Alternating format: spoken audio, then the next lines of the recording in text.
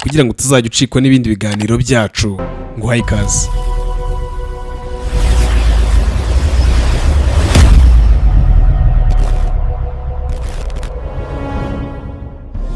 Imwe mu mpamvu za mbere zituma Amerika ihora mu ntambara ni ukuba iri mu bihugu bikora intwaro nyinshi ku isi, icyo bita the military industrial complex. Ku itariki 17 Mutarama 1961, umujenerali w'inyenyeri eshanu wabaye perezida wa Leta Zunze Ubumwe za Amerika manda ebyiri, Dwight D. Eisenhower, yagaragaye imbere ya kamera asezera ku mwanya w'umukuru w'igihugu.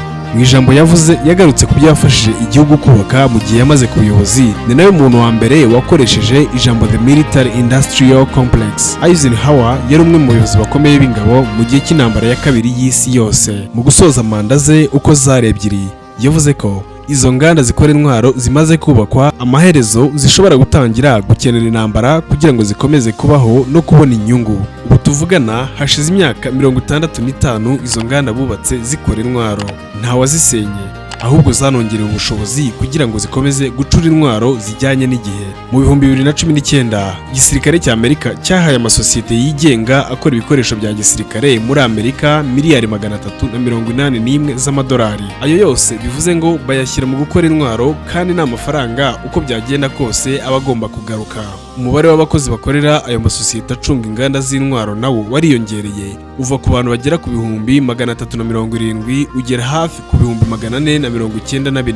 Ubu bwiyongere bungana na 6.7%. Naho amafaranga akoreshwa n'izi nganda kugira ngo zigire uruhare mu byemezo bya leta zigamije kurengera no gukomeza uru ruhererekane rw'amasezerano y'imikoranire na leta hagati y'2020 n'2024 yiyongereyeho 38.3%. Ibi bintu kugira ngo wumve ukuntu biba birenze, izi nganda ziba ziri hirya no hino kandi ziba zaratanze akazi ku benegihugu ibihumbi. Bivuze ngo gucura intwaro biba byaragabanyije ubushomeri, kandi ibyo byose biri mu nyungu za leta.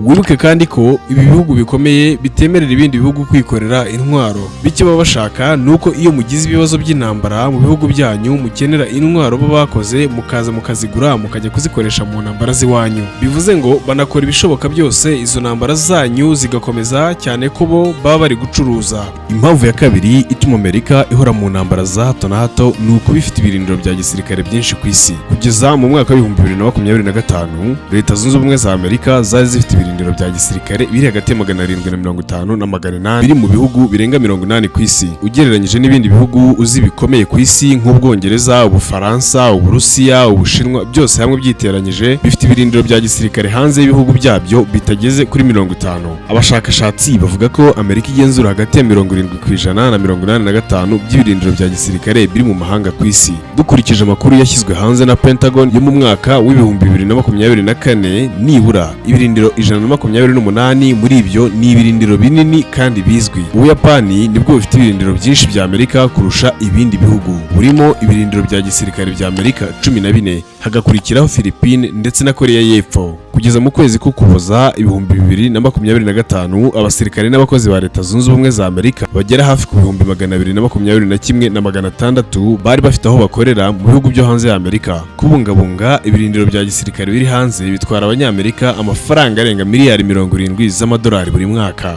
Bimwe muri ibi birindiro byubatswe kuva mu bihe byakurikiye intambara ya kabiri y'isi yose n'intambara ya Korea zombi. Kuba Amerika ifite ibirindiro byinshi ku isi bituma ishaka no kugenzura aho ibyo birindiro byayo byose biri mu buryo bwuzuye, ari nabyo bizamura amakimbirane hagati ya Amerika n'ibindi bihugu. Impamvu ya gatatu ni amasezerano mpuzamahanga y'ubufatanye mu by'umutekano. Leta Zunze Ubumwe za Amerika zemeye mu nyandiko gufasha mu ntambara ibihugu bimwe na bimwe mu gihe byatewe. Ibi bigaragara mu ngingo ya 5 y'amasezerano yabereye muri Atlanta y'Amajyaruguru yashyizweho umukono mu 1949 agenga NATO. Iyi ngingo ivuga ko igitero cyitwaje intwaro kigabwe kuri kimwe muri ibi bihugu bigize uyu muryango gifatwa nk'igitero kigabwe ku bihugu byose biba muri uyu muryango. Mu mateka ya NATO y'imyaka isaga 75, ingingo ya 5 yigeze gukoreshwa ku mugaragaro inshuro imwe gusa. Icyo gihe NATO yari igamije kurinda Leta Zunze Ubumwe za Amerika nyuma y'ibitero bya Al-Qaeda byabaye ku itariki 11 Nzeri mu 2001. NATO ikaba ari agace gato cyane mu masezerano Amerika iba yaragiranye n'ibindi bihugu yo kubirindira umutekano. Amerika kandi ifite amasezerano yo gufasha mu by'umutekano ibihugu by'Ubuyapani, Korea y'Epfo hamwe na Philippines. Amerika inafitanye andi masezerano y'ubufatanye mu by'umutekano na Australia na Nouvelle-Zélande yiswe ANZUS Treaty. Ubundi mu mategeko, itegeko nshinga rya Amerika rivuga ko perezida wa Amerika adashobora kohereza ingabo ku rugamba ku giti cye gusa. Kongere ya Amerika igomba kubanza kubyemeza no kumuha uburenganzira. Iyo abikoze atari ibintu byemejwe na Kongere arabibazwa. Mu yandi magambo, Amerika ntabwo ijya mu ntambara ziri mu nyungu zayo gusa, ahubwo aho bikenewe ko ijya mu ntambara bitewe n'amasezerano ifitanye n'igihugu kimwe mu bihanganye, Amerika iba igomba kubifata nk'aho ari intambara yayo. Impamvu ya 4 ituma Amerika ihora mu ntambara ni umutungo kamere cyangwa se n'ubucuruzi bwambukiranya imipaka. Kuwa 23 Mutarama 1980, Perezida Jimmy Carter yahagaze imbere ya Kongere ya Amerika avuga ikintu Perezida wa Amerika wari warabanje atari yarigeze avuga mu buryo busobanutse bene ako kageni. Yaravuze ati kugerageza kwigarurira ibigobe by'abaperesi nibiramuka bikozwe n'igihugu kitari muri ako karere bizafatwa nk'igitero ku nyungu z'ingenzi za Leta Zunze Ubumwe za Amerika, kandi icyo gitero kizahagarikwa hakoreshejwe uburyo bwose bushoboka, harimo n'uburyo bw'intambara. Ibi yabivuze kubera ubumwe bw'Abasoviyete bwashatse kugaba ibitero ku gihugu cya Afghanistan mu 1979 kubera gushaka peteroli iba mu bigobe. Iri tegeko ryaje kumenyekana nka Carter Doctrine cyangwa ihame rya Carter, kandi ryari igisubizo kiziguye ku gushaka kwigarurira Afghanistan kw'Abasoviyete.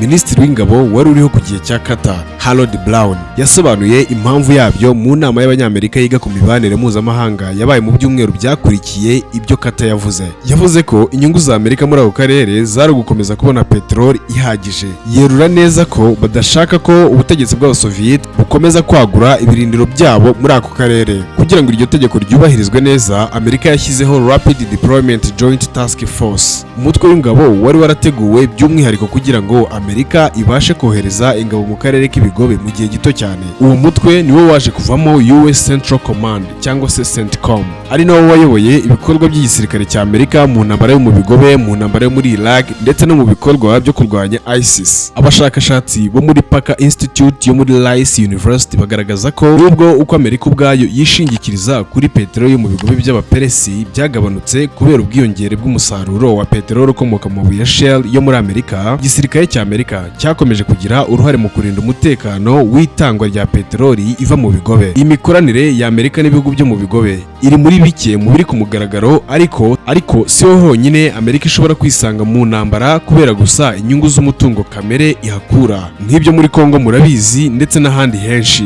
Izi nizo mpamvu enye zituma Amerika ikunda kwisanga mu ntambara zibera hirya no hino ku isi, ku buryo mu ntambara ziba ziri kuba ku isi usanga nka 80% Amerika ifitemo akaboko. Kora subscribe kuri iyi chaîne ujye ubona ibiganiro byiza dukora mu ba mbere. Ndagushimiye cyane, dusubire mu bindi biganiro.